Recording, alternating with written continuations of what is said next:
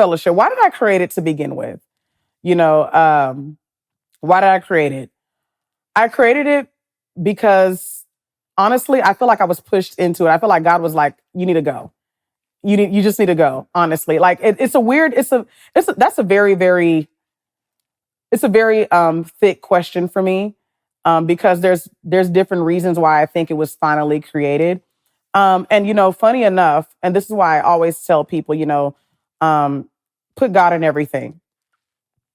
Put him in everything. I mean, every single thing, every part, every crevice of your life, because he will definitely reveal and show you something that will have you understand that this is exactly what he wanted you to do. So, um, this fellowship was, like I said, an idea from about 2 years ago. It was based on, just me being a chef and my childhood and my upbringing and just, and so much more. And if you are a child to immigrant parents, people stayed at the house. I don't really know any immigrant like that did not have people at their house. And I'm talking about overwhelming, like overstaying their stay. Like they're staying for 3-4 months in a house before they actually go back to Nigeria or wherever country they came from. And your parents are seeing nothing wrong with this. And so I just remember that growing up and my mom always cooking every single day, not just for us, but for also the guests that overstayed, and making sure that everybody's calm home, they feel at home, they feel well hosted and taken care of. And that's kind of how I was as a chef. I wanted to make sure that everybody enjoyed their meal. They had, if they had any questions, they had, access to me and much more. So it's based off of pretty much that, as in a nutshell, in summary. And, last summer, I remember calling I remember putting up job posts on apprenticeships and things like that. And even while doing that, I was very, very scared too. I was very, very scared too. I just said, you know what, let me just put on some things on LinkedIn. Let me put up some posts. And I did not know I was going to get the feedback that I was going to get. And it's funny because even our camera guy, Daryl, it's funny because he applied, I want to say July, August. Correct me if I'm wrong, Daryl. I'm not sure. Forgot. I think it was like July, August. I want to say something like that. And I remember like we got on the phone. It was great conversation. And it kind of ended there. I remember Tierra, that handles all of our social media, applied as well. And I had other people that applied, but I did not call them back immediately. It took me like a month and a half or like almost 2 months or something like that, because I was like, it's probably not the time yet. It's just, I'm cool. I'm good. And I wasn't really trying to take it serious because for me, I just felt like it wasn't the right time yet. But I'll go ahead and just put it in the atmosphere. If somebody applies, they apply. And so I remember Daryl calling me, and I just so happened to come back from Punta Cana and him saying, just following up and things like that. And I was like, I haven't talked to him in like a month and he wants this gig. Like, okay, whatever, And so something just told me call back. Had a good conversation. Okay, boom. And at that point, I was like, I don't have a choice because we went ahead and booked a mock shoot. And then I eventually spoke to Tierra, and then we hit it off. So at this point, I was really like, okay, Clarice, you don't have a choice. At this point, you don't have a choice. So I'm now like, it's getting to the fall. It's getting fall 2023. We're in Q4 and we're in October. We're in November at this point. And this is like around, I think we went ahead and booked a mock shoot in November. And we booked the first episode to Film Fellowship in late November. And so I remember just telling myself, like, am I really ready for this? Are you sure? Is this really what you want to do? Because this is, This is kind of a weird time. So it was a very, very inconvenient time, a very, very trying time for me between October and November. Very, very trying. I was still a bit sad. I was still recovering from what I once had. I was still, and that is a real thing. Grieving what you once knew is a real thing. Grieving what you once knew that has always worked for you is a real thing. So please do not feel guilty about that. I'm going to keep on reiterating that. Don't feel guilty about that. But the thing about it is, don't feel guilty about it, but don't dwell in it. Because now that becomes your stomping grounds and now that becomes your firm foundation. When you're grieving these things, it will literally deter you from actually doing what you're supposed to be doing. And that's following your purpose.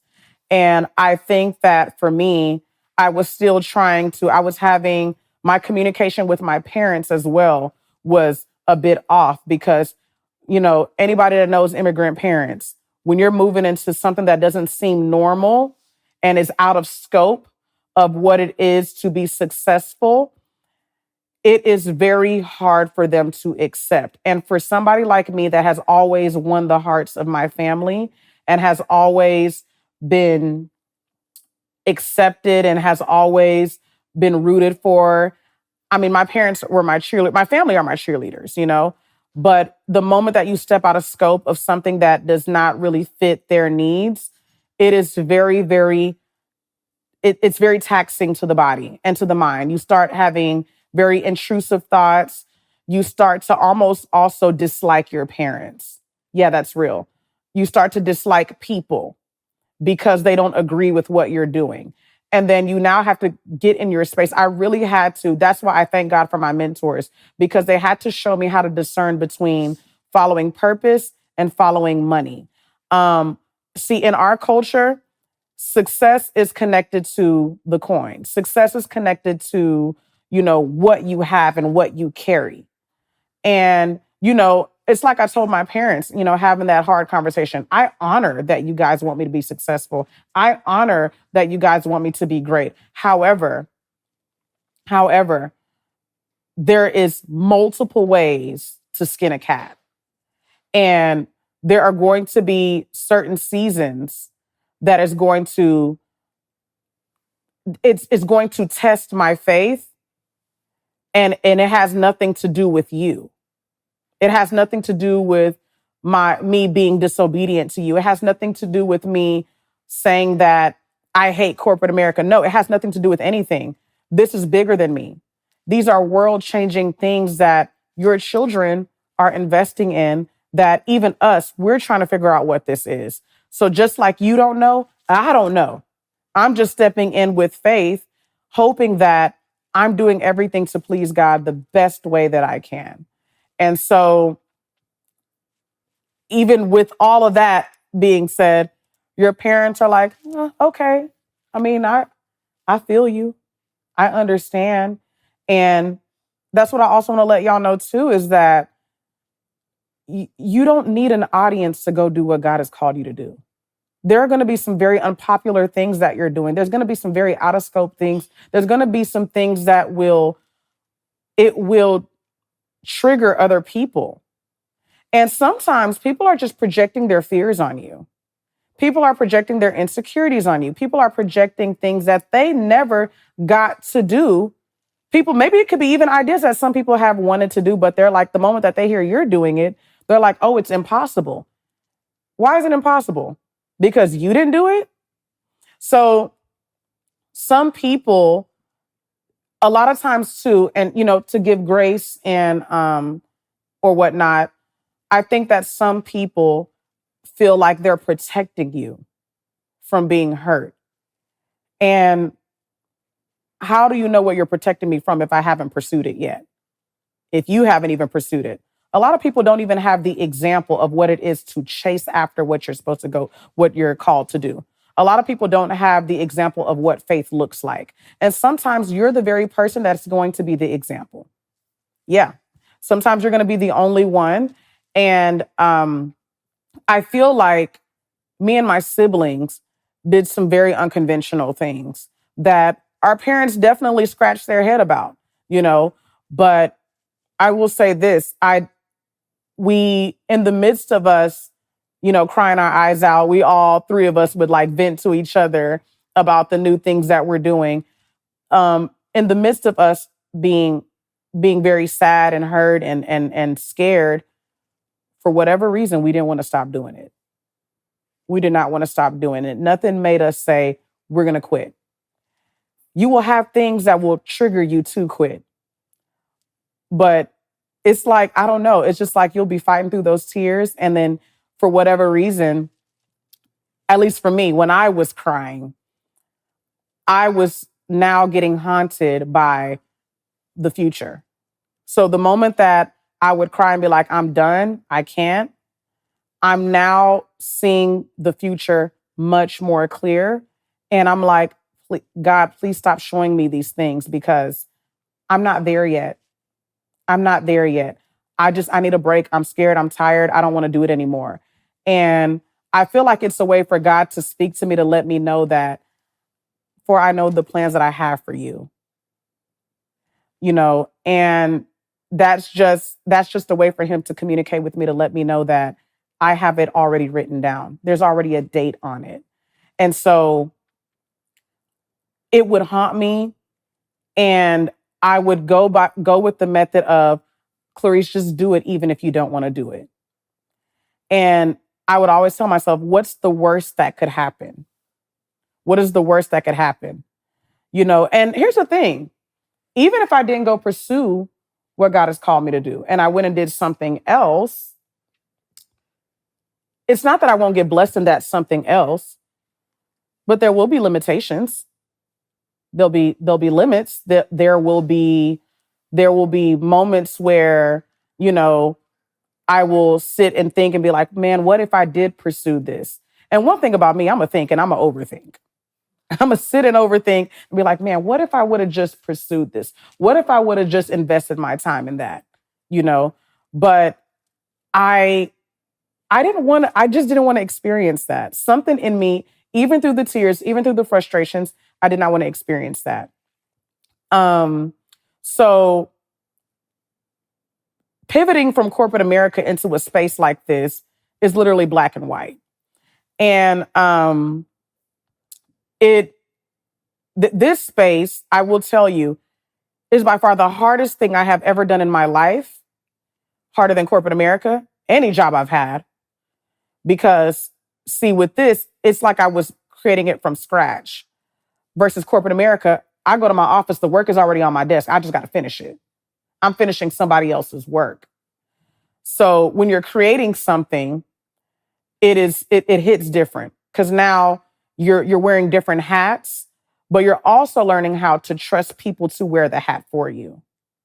So that's another thing, because it's your baby, but you have to also learn how to let people hold the baby, pass the baby around a little bit,